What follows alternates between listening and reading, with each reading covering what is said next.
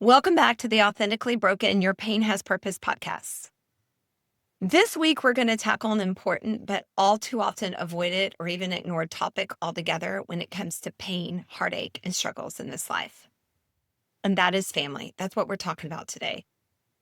Friends, this is going to be a hard topic, not because we don't like family. We don't all have family. We're not all part of a family, because all of that is true. But this is a topic we don't talk about, and it seems fairly innocuous on the surface, but we're going to dig deep under the surface, and we're going to talk about things that are ignored and that aren't even broached in topics or conversations these days.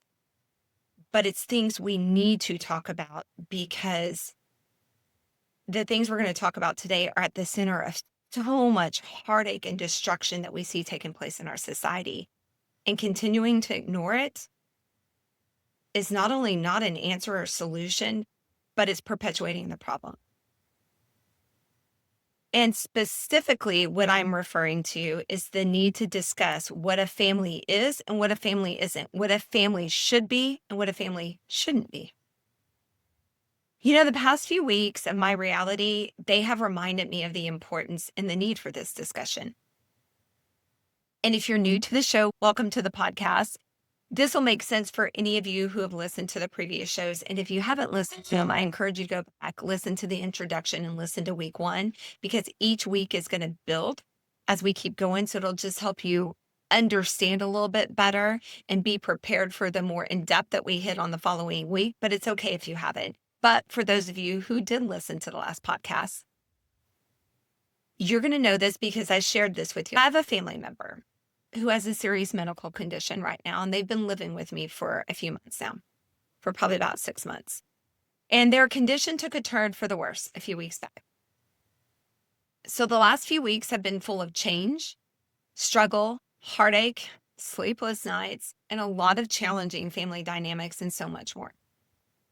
This is why I wasn't able to put out a podcast last week, but we're back this week and we should be back on track from here on out. Now, with that said,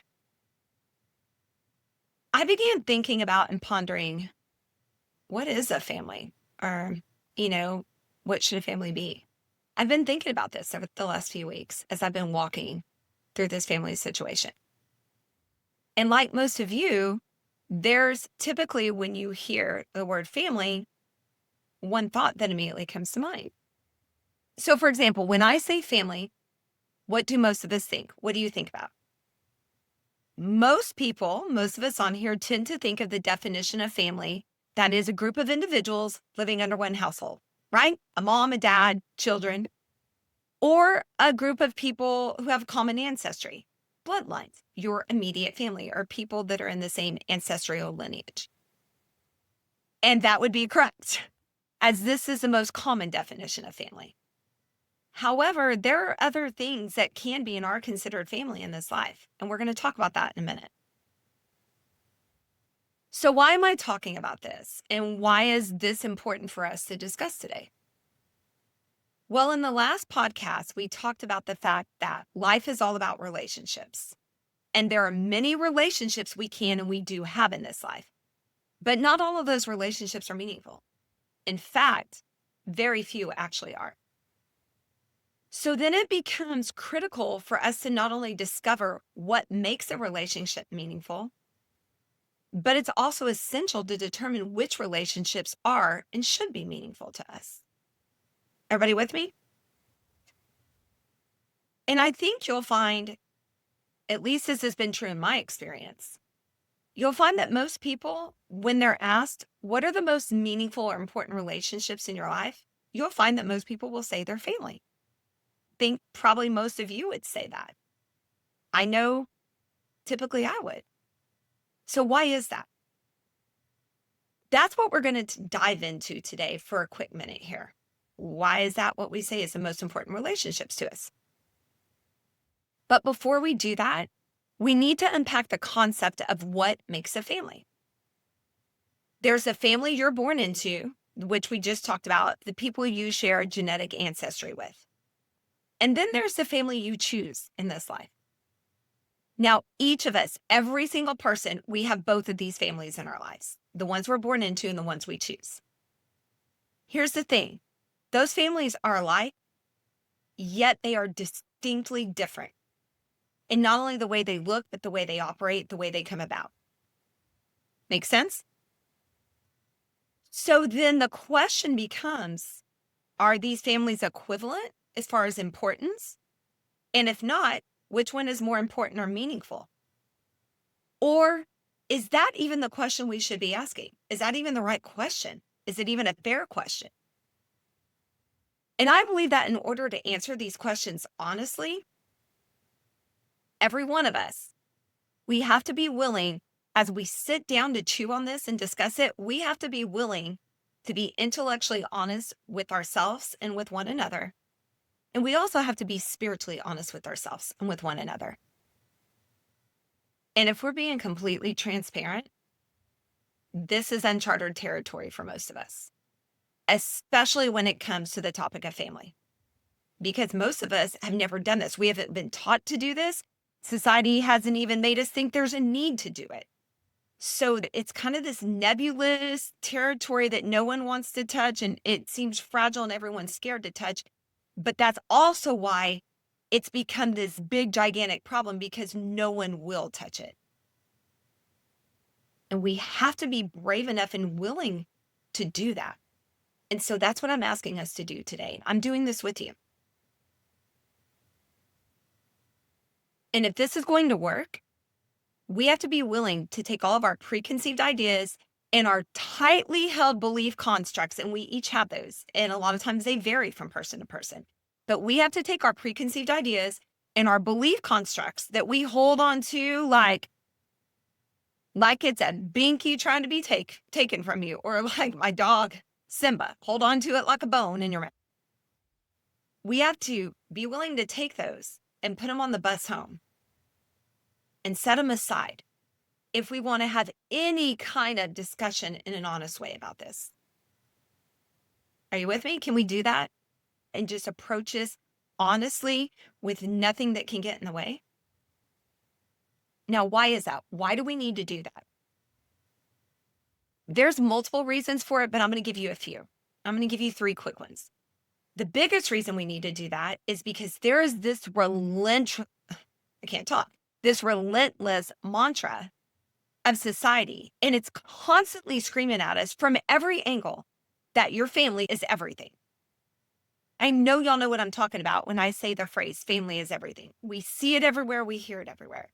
I mean, seriously, there are even hand towels made for the kitchen and the bathroom. And I know because my mom bought me some, or wall plaques, or coffee mugs with this saying on it, and even more for sale everywhere you look.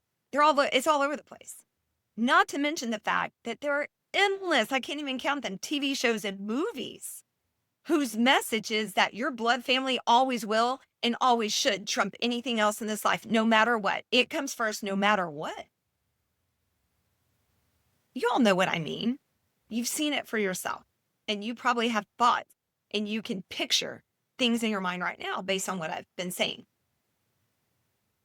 But the other big reason for this is simply our feelings about what we consider to be our family. Most of us has very strong feelings in regards to our family, our immediate family. Most people do. Almost all of us feel protective and even immovable when it comes to our families and what we will accept and what we won't. Do we not? Don't you agree? I'll give you an example. I mean, I'm sure y'all know what I'm talking about, but this will probably make you laugh, but it's just true. So my dad was one of 5 boys in his family. My maiden name is Green, so it's my dad's last name, like the color. And the Green boys were from St. Louis, and the day and time they were born in, they were rough and tumble. They just fought a lot. I don't really know why. Well, they were raised by a single mom. Their dad died when they were young. So, it's single mom trying to do the best she could with 5 boys in an inner city. So you can kind of picture what the scenario was. But anyways, the boys fought all the time, even growing up.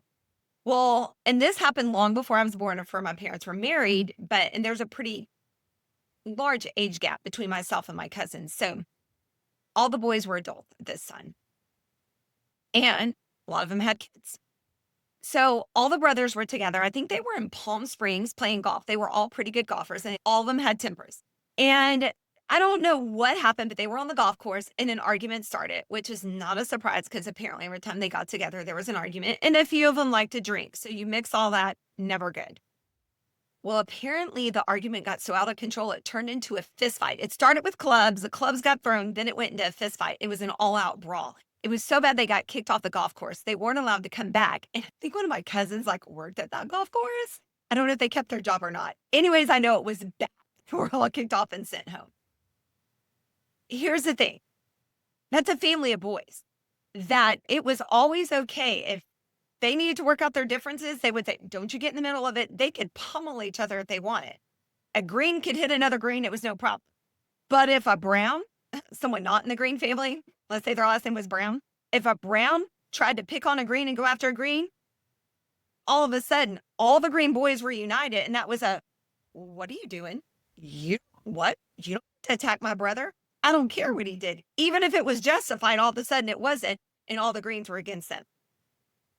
All of that to say, we're pretty protective of our families and what we will accept and what we won't, right? That's true for most of us. Now, please hear me when I say this. I need you to hear me on this, okay? When I say, and I ask the question that we are asking today, and by challenging this whole mantra, should family be everything? I am in no way saying that blood or genetic family is not a good thing. I need you to hear me on it. Actually, it's the exact opposite. Let me explain.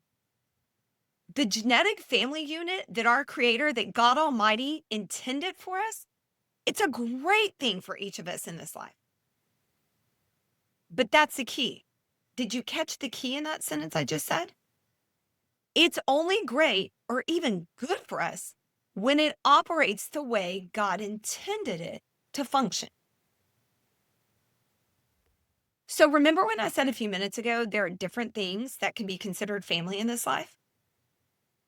Well, we've already talked about one. One definition is referring to people who are closely genetically linked, same ancestral heritage. However, another definition is a group of people who are united by certain convictions or common affiliations or shared characteristics of some sort. In other words, these are the people you choose to make your family. And a perfect example of this is marriage. In marriage, you have two different people from two different ancestral lineages, preferably, hopefully. Look, I'm from a part of the South where you don't mix the lines, like you don't marry a cousin. No judgment, just saying. So, anyways, in marriage, two different people from two different ancestral lineages, they choose to intertwine or entangle their lives and their existence with another human being from a different ancestral lineage, right? But they do that in order to create a new family together. And this is typically done based on things they have in common desires, and specific characteristics that draw the two people to one another. And a lot of times the same thing can be said for close friendships or even best friends. It's a lot of the same things that draw you to that person to where they become like a family member. The reality is this. There's the family you were born into, and then there's the family that you choose. Those are the two different families we have in this life. Both exist for each of us. So here's a question I'm posing to you today. Isn't being a part of both of these a choice for each of us at the end of the day? I mean, think about it. Even though you're born into one, isn't it a choice to be a part of it at the end of the day? When you break it down, is one really more important than the other? You see, from where I'm standing, this question that I just posed is like the gigantic elephant in the room that no one wants to deal with, and many people don't even realize is a question that exists and that needs to be dealt with.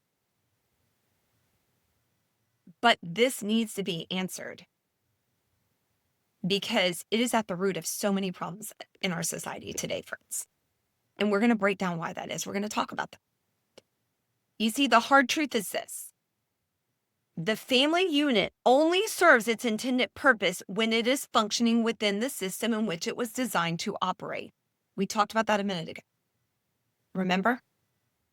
Outside of that system, when it is functioning, when a family unit of any kind is functioning outside of that system, it is dysfunctional at best, but most often it's destructive. You see, family is what you make it. And the problem is, in a broken world with broken people, we have made a mess of it.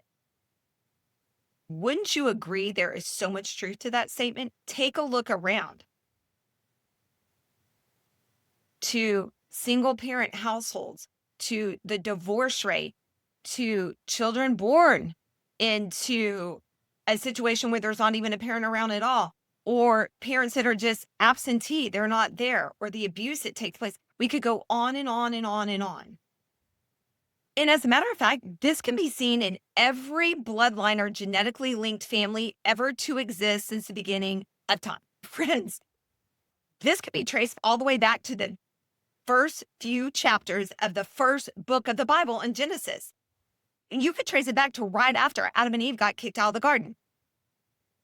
I mean, hello, Cain and Abel, first murder. A brother killed a brother. Go back and read the story. Why was a brother killed? Because one's gift to the Lord was accepted, the other one's wasn't.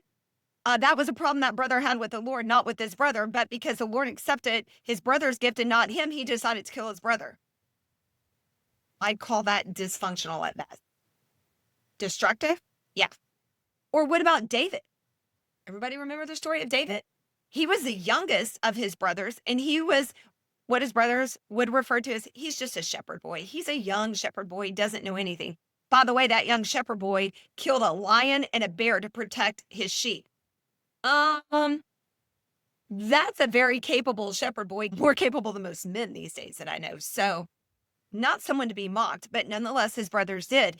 And that shepherd boy was who the Lord anointed to be king over his brothers and everyone else. And it was that shepherd boy who took down a giant that made all the grown men, including his brothers, who were fighting men in the army, who were skilled and trained soldiers, made them run screaming in terror. That little shepherd boy took him out when no one else could.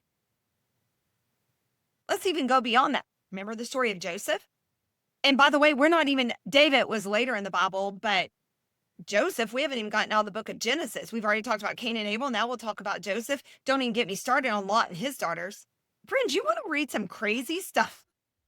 Read the Bible. That'll show you the depravity of humanity and just how broken people are, and especially the family unit. I'll just go ahead and tell you, I mean, there's not spoilers. It's a Bible. But we learn after Sodom and Gomorrah were destroyed and Lot was spared and his family was brought out by the angel and they went to hide in a cave before they were allowed to go on. Lot's literal daughters, got him drunk. After Sodom and Gomorrah was fire hosed from heaven by God and destroyed by fire, nobody left but Lot and his daughters. God spared their life. And his daughter's response is to get their father drunk because they no longer have husbands so that they can get impregnated by him so they can have children to continue the lineage. That goes beyond dysfunctional. Okay? So, and then Joseph, I mean, his brothers, because they're jealous, thinking that their dad loved Joseph more than them, threw him in a pit, which allowed him to get picked up and bought by slave traders, and then lied to their dad saying he had been killed. Families have been dysfunctional for a long time, friends. This is not new, is my point. So all of this to say, it's not new or even a recent phenomenon or even a recent human problem. It's a problem of broken people living in a broken world. Always has been. That is no different today. We're not more evolved or more refined than they were. Come on, if anything, humanity's gotten worse. We just have this way of candy coating and distorting things, which is what's happening today. So, why is knowing and acknowledging this important? Why does it even matter? This is where we're going to peel back more layers, and we're going to spend the rest of our time together today is talking about this. You see, I truly believe that a faulty acceptance and belief of what family is and what family should be, I believe this is at the heart of a good amount of the dysfunction that's actually seen in our society today. And it's being done unwittingly, and it's not being done consciously, but whether it's being done intentionally or not doesn't matter. It's still being done, and the outcome is still the same. So we need to deal with it. And this is especially true among the people of God. And friends, if I'm being honest, it's among the church and the people of God. They're the ones that are most adamant of not even wanting to acknowledge it or talk about it. It's crazy to me. And I also believe this is part of what prevents people from being able to truly heal and even have the possibility of thriving after they experience tremendous tremendous heartache and tremendous suffering, especially when it's from a family member where these type of dynamics are taking place. So here's something I want to say and I want us to think about, and we're going to break down because this is really key to what we're talking about. Please hear me on this. Your identity as a person, it's not found in your family of origin or any earthly family for that matter. When we place our identity in that, when we place our identity in family, we will always be lost and it will always lead to the destruction of our souls. Did you hear that? I want to say that again. We need to let this sink in. Your identity and my identity, it is not found in your family of origin. I don't care how good or how bad your family is. Your identity is not found in your family of origin or any earthly family. When we choose to place our identity in that, we will always end up lost and it will always lead to the destruction of our souls. Always. It's because we are broken people living in a broken world, which means we will break things like relationships. It's going to happen. Friends, this matters so much more than most of us know or realize, because until we understand and until we see ourselves through our Creator's perspective, which is God Almighty, the one holy God, until we see ourselves and understand ourselves through our Creator's perspective, we cannot rightly understand our role in any relationship, much less a family. You see, until we know who we truly are, which means we know our identity, we know where it is found and in whom it is found, and it can only come from our Creator and be found in Him. Until we know who we truly are, we will struggle to rightly connect with anyone else in any meaningful, intimate, or healthy way. This means that your identity cannot be found in being a wife. You can't find your identity in being a husband. You can't find your identity in being a mom, being a dad, being a sister, being a brother, being a daughter, being a son, or anything else. You cannot find your identity in it. How many times do we see marriages not make it because the parents are so focused on being parents, they lose themselves in that when the kids are out of the house, there's not even a marriage there. There's no relationship anymore. Or what about couples who find their identity in their job or what they do for a living, and they lose one another because they don't even know themselves, much less each other? Friends, being a wife, a husband, a mom, a dad, a brother, a sister, whatever, those roles are a reflection of an aspect of who you are. They are not the core of who you are. Those are two very different things. And knowing and understanding this is the only way a person is not destroyed and left feeling lost and hopeless in this life after they lose the nearest and dearest person to them, whether that's a spouse, a child, a mother, a father, a sister, a brother. And there are a few different ways this plays out in family dynamics. There's multiple ways it plays out, but I want to talk about two that are really prevalent.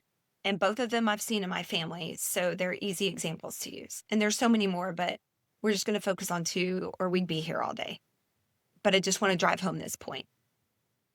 And the first one I unfortunately learned at an early age as I watched it play out in my mom's life. And some of you may be able to relate to this.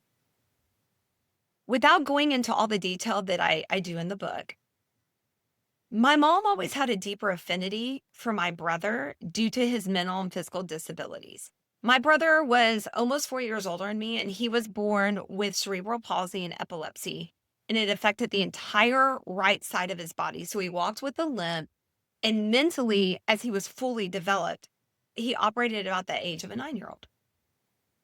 So very capable, just not fully capable like the rest of us. Now, although I knew she had a deeper affinity for my brother, I know she loved me. Please hear me when I say that. I'm not saying she didn't, and I'm not saying that she loved him more than me. What I am saying is because his needs required her constant attention and care, especially when he was young, she somehow lost herself in being my brother Tim's mom.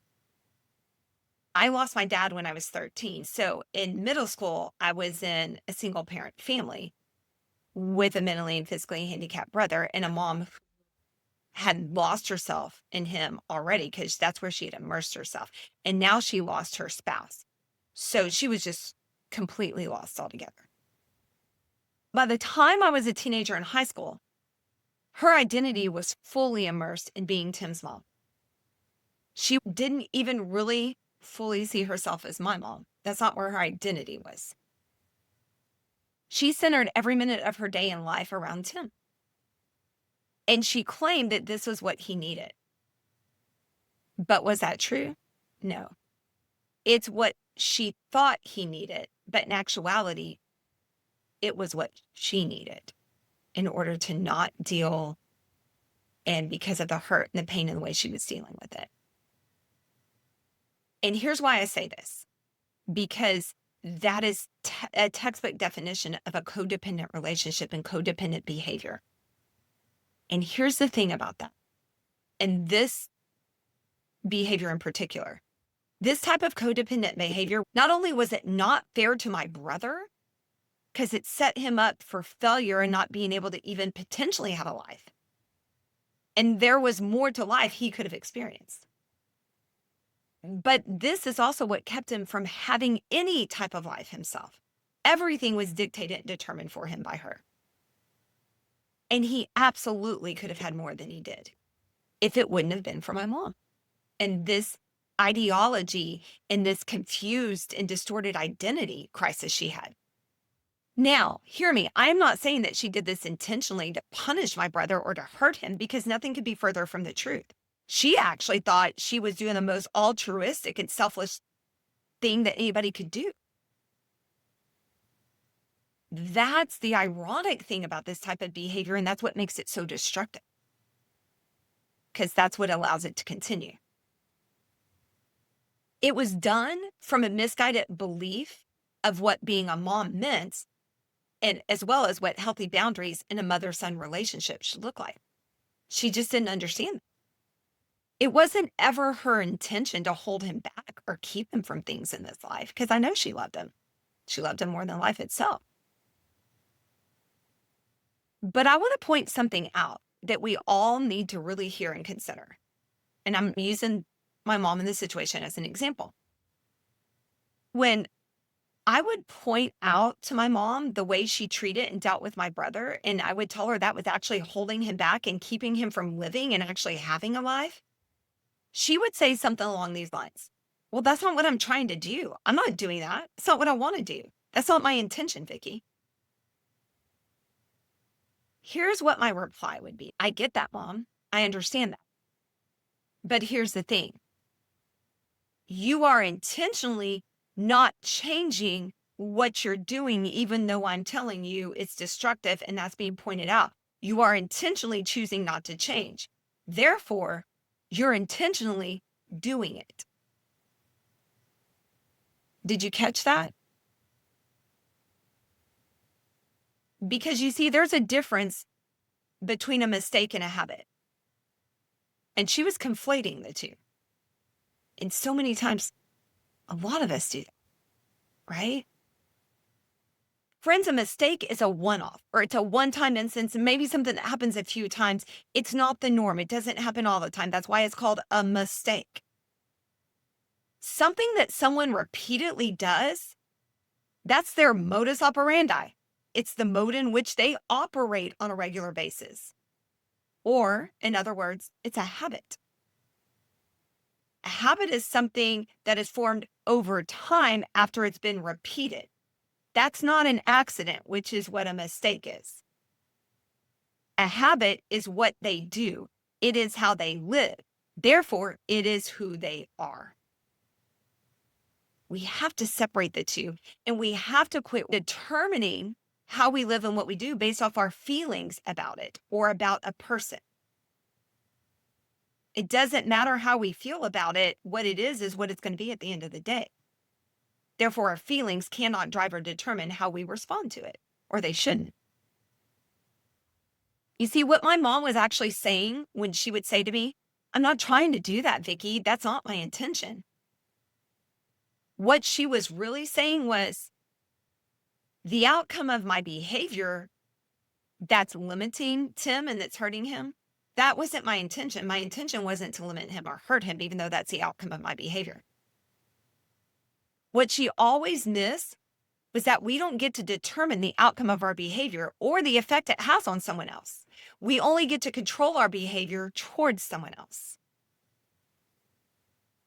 So then when we learn that our behavior is negatively impacting another person and we choose, because it's a choice, and we choose to continue in that behavior, such a choice is always made with only our interests in mind. We have to remember that. A choice like that is always made with only our interests in mind. It's never giving consideration to the well-being of the other person, or it wouldn't do it. You see, this was completely selfish on my mom's part. She could never understand or believe that this was possible for her to do this to the person she loved the most on this earth. It becomes this irrational feedback loop that leads to irrational behavior and irrational beliefs, friends. And even though my brother was the person she loved most on this earth, she spent my brother's entire life, and when my brother passed away, he just turned 52, she spent his entire life living this way. In essence, she robbed him of having a full life, even though that wasn't her intention. Now, knowing that, fast forward to August 2024, when my brother, who is one of the best people I've ever known, I learned a lot about life from my brother.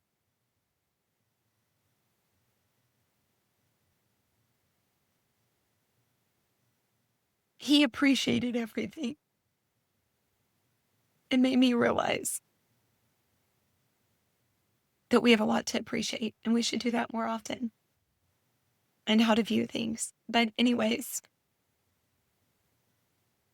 I miss him.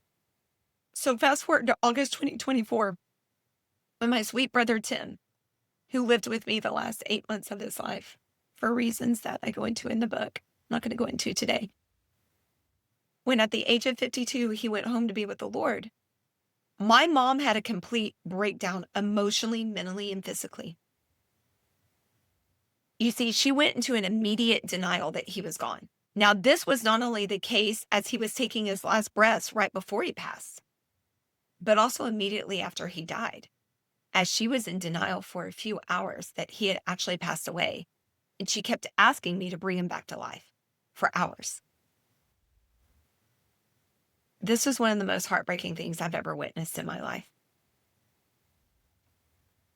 But believe it or not, even worse than this was what happened in the days, the weeks, and the months that followed. Because her identity was so wrapped up and she defined who she was in being Tim's mom instead of Jean the person, she not only didn't know what to do with herself, but she didn't even have a will or a desire to live anymore. Now, those of you who know me and or any of you who've read the book, you know that my mom died almost 6 months to the day after my brother passed away. And I've said this repeatedly. I wholeheartedly believe that the main cause of her death was a broken heart.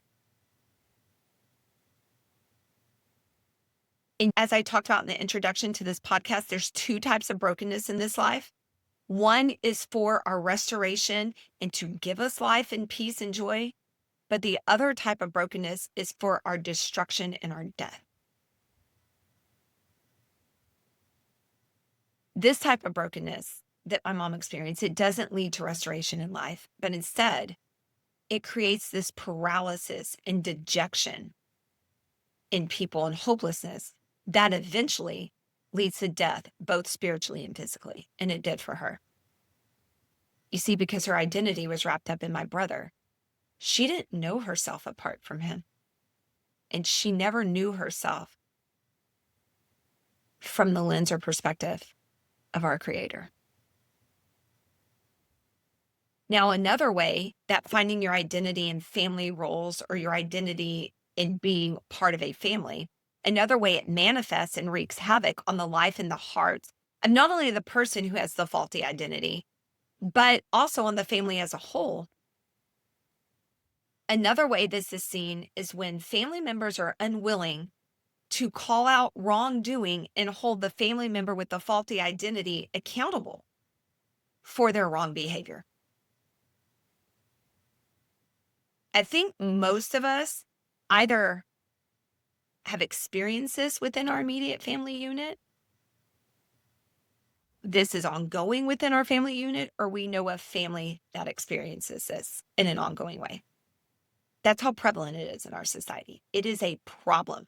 And oh my goodness, it's rampant in the church, and it shouldn't be. Let's break this down. You see, instead of calling it out and holding the person accountable that is doing this, other family members, they think it's loving and showing patience and long suffering and forgiveness and turning the other cheek to just allow the behavior to take place. And they'll even go beyond that and make excuses by saying, this is just who they are. This is what they've always done. We just have to look past it. Really? Where does that come from? We'll talk about that in a minute. And this is one that I've seen play out many times over the years in various parts of my family. But I was reminded of this recently in the last few weeks. I have seen this run rampant. Here's the thing. The first thing we all must understand is that when someone is allowed to behave however they want, when they know it's going to be tolerated and it's just going to be chalked up to that's just who they are by other family members, that person is being allowed to manipulate others and they're being allowed to manipulate a situation. Did you hear that? That's exactly what that behavior is. Now, I want to stop right here. Can I just make a statement of truth here? And this is a statement that we should all be able to get behind and agree with, irregardless of any spiritual differences we may have or any other type of differences we may have. Every human being should be able to get behind this statement and this truth. Are you ready? Here it is. Manipulative behavior of any kind should never be accepted or tolerated from anyone, no matter what the circumstances. Can we all agree on that? I hope the answer is yes. There is never a situation or reason that will warrant a person behaving in a manipulative manner. And because of that, there is, nor should there ever be a time to accept or tolerate such behavior from anyone, especially a family member who should be the one that knows you the best and loves you the most, no matter what the circumstance is that you find yourself in or the family finds himself in. Now, I hope that everyone hears me, and I hope that you hear and understand my heart on this, but especially my brothers and sisters in Christ.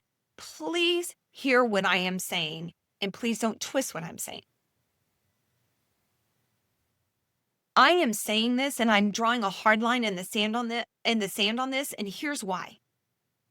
Manipulative behavior is always rooted in deceit, which is deception, selfishness, pride, control, and a complete lack of respect for anyone and anything else in that person's sphere of influence.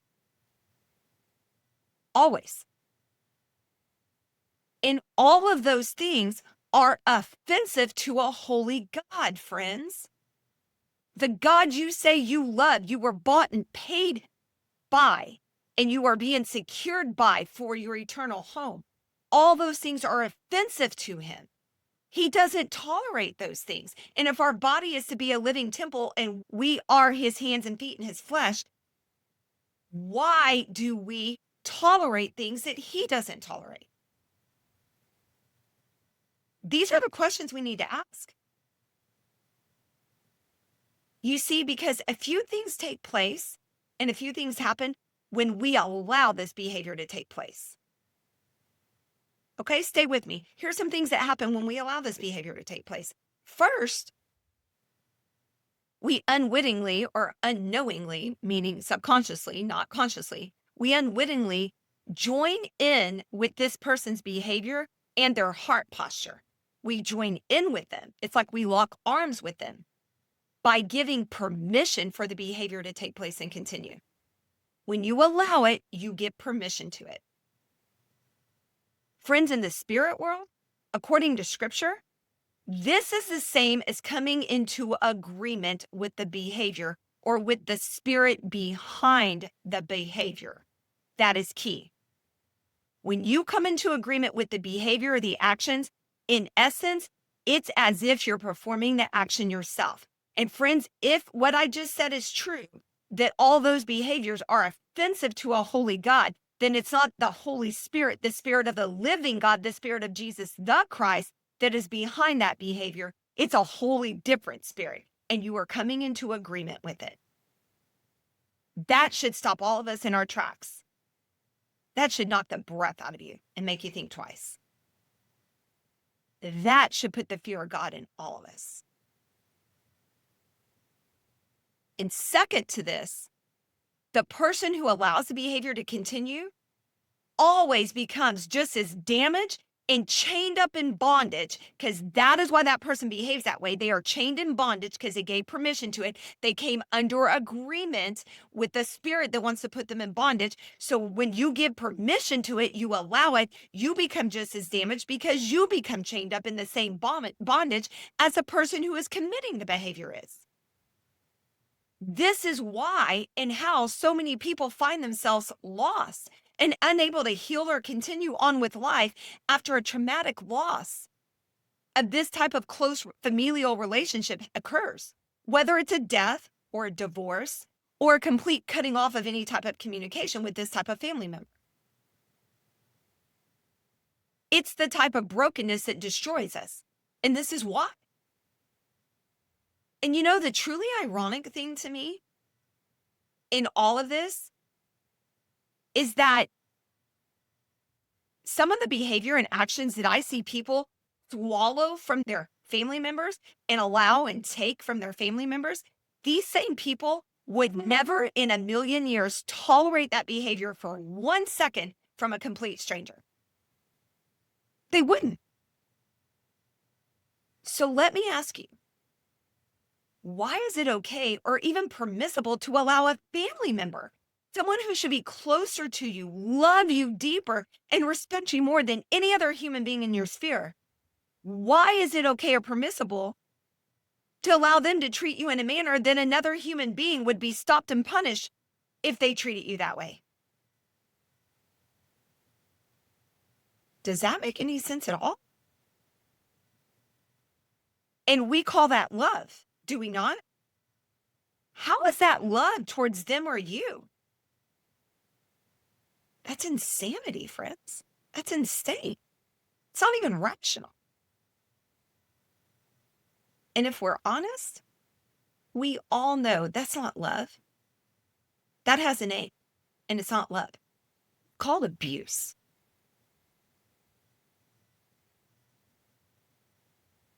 And friends, I'm not saying it's being done with the intention to do that or to hurt others. But what did I say earlier? It doesn't matter if that's the intention. It's the outcome that matters.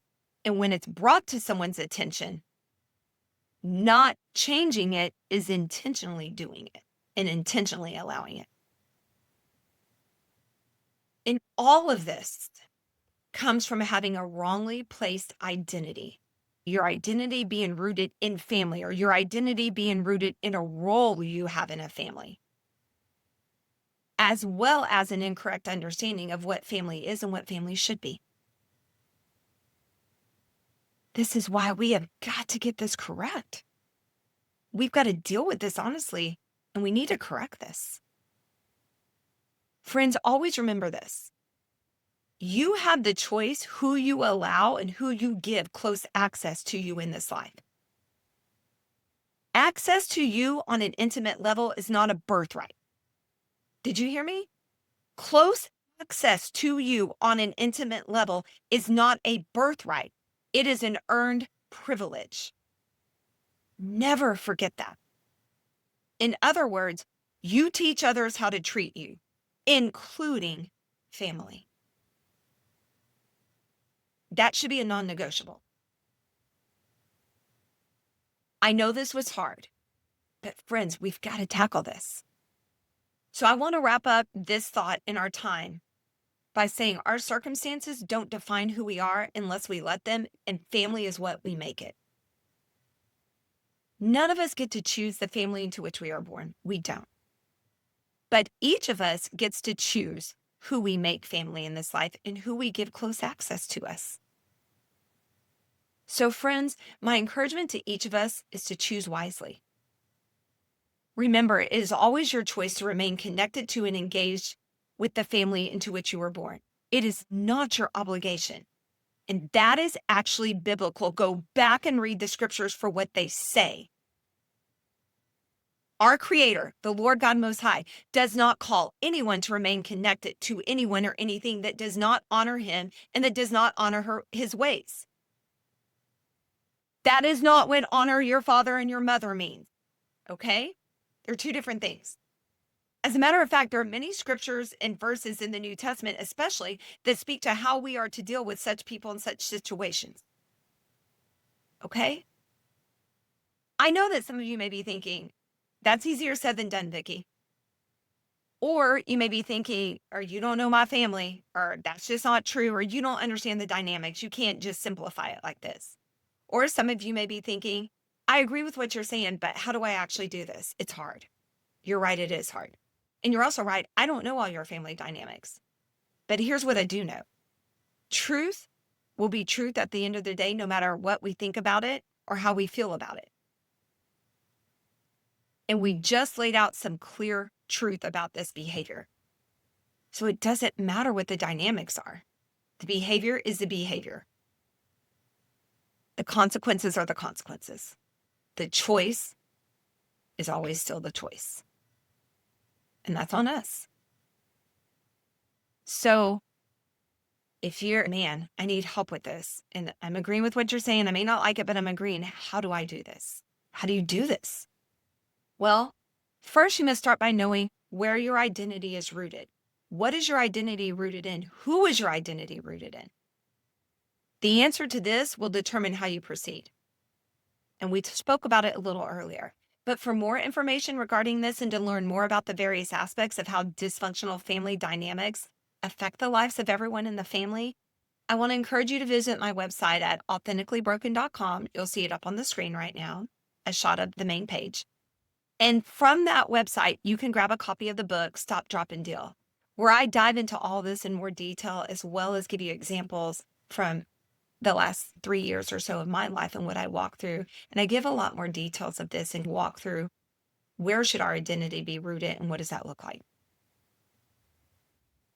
Now, like we discussed last week, if you're enjoying this podcast, and I know it's hard and this was a hard week and there are going to be weeks that are going to be hard, but that doesn't mean we can't enjoy it, because we should be able to enjoy growing and healing. and maturing. And that's what this podcast is meant to do. And guess what? That's going to hurt. So if you're enjoying this podcast and having this place to come, then I encourage you to share it with a friend or two. Keep sharing it because if you need it, I guarantee you there's other people who do as well. Let's keep building our community of like-minded families so that we can be that support for one another. Because guess what? This is a family you get to choose. And some people don't have a family of origin, or they've had to walk away for different reasons and they need a family. And this may be a family where they can fit in. So share. Once again, thank you for being willing to continue to dig deep with me on these various aspects of the heart and life as we keep seeking out the road that leads to life, joy, and peace. And I hope you have a blessed rest of your week and weekend, and I will see you next time. Bye, guys.